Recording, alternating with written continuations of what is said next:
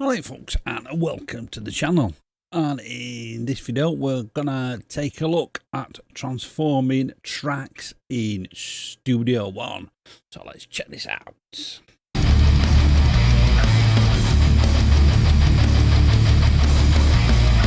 So yeah, I've done a couple of videos here and there showing how to transform MIDI into audio in Studio One. Now I came across this a couple of weeks back, so I thought I'd do a video on it. It's not only for MIDI, it works for audio as well. First example I'm going to show you is on MIDI. But I've got all my drum tracks there, along with their along with their sends. All the shells are going to the drum submix. All the cymbals and the overheads go into the cymbals submix, and then the rooms, the trash and hell mic, they're going directly to the drums stem. So all you do is you select your track. So all you do is select the track that you want to transform, and then it comes up with this menu, and then you select transform to audio, and it comes up with this little pop-up box here. Now I do put a fade on there, usually for about 5 or 10 seconds, for any echoes, delays, reverbs, that sort of thing.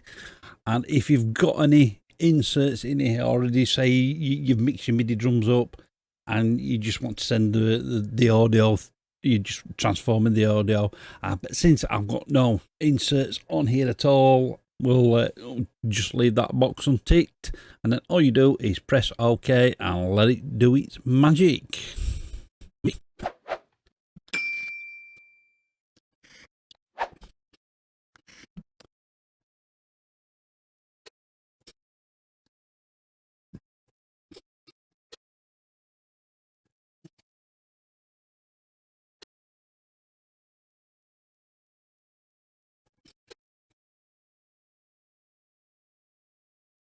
And there you go, look, there's all your tracks converted to audio. And as you can see, it's kept all the sends and it kept all your labels as well. As you can see, there's the tails in there that we put in as well.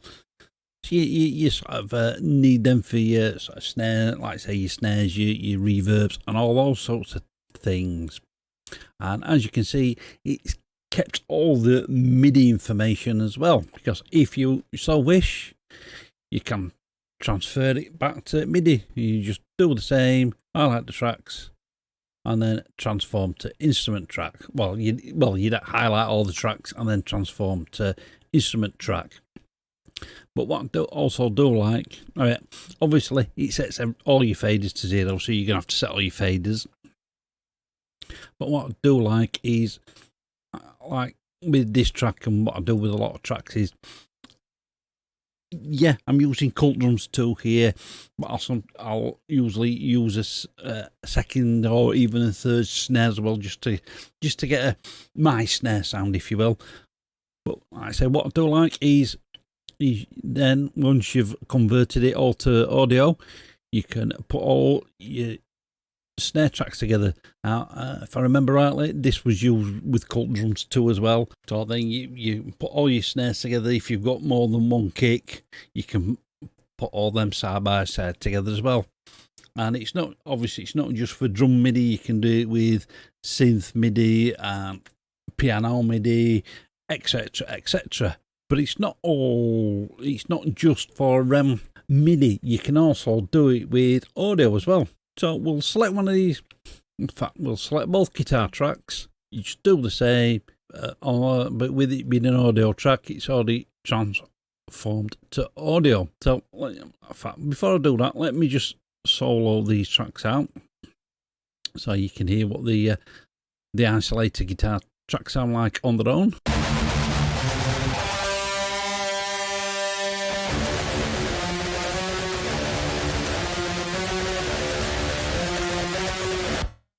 So this is just a track I'm working on for something at the moment, and on this I'm just using the PRS Archon. So what we'll do, we'll highlight both of those, right click, and we're transforming to audio, and it'll transform the audio along with the plugin into audio. So we will do the same again. We'll put 10 seconds on there.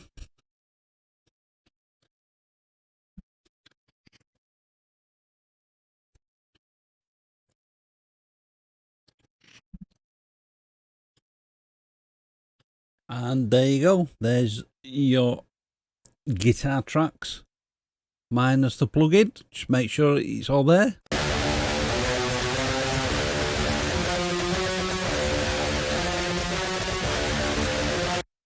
So then you just do your processing as normal. Now, who is this useful for? Well, I think it's useful for a lot of people. I mean, I've been converting my MIDI drums into audio for processing for quite a while now, and yeah, I can see me using this on MIDI. Maybe not so much on audio, but maybe every now and again. It depends. I think it's useful for people that's maybe got older or less powerful PCs. Now, we know some MIDI VSTs and some amp sims and bass amp sims from certain companies do take up quite a lot of CPU and can be quite CPU heavy. Like I say, if you've got an older machine or not a top spec machine, it can get quite annoying. But yeah, I thought I'd just show you this little tip. If you found it helpful, please like, subscribe and share. If you didn't, then don't bother. And let me know what you think down in the comments. And that's all for this video, and we'll catch you on the next one. Right folks, I hope you enjoyed that video. You can follow me on social media and you can get my music online. And if you want to support the channel, there's Buy Me a Coffee and PayPal links. They're all down in the description. Click up here to subscribe and click the link down there for videos that you may not have seen. Keep it loud and keep it heavy.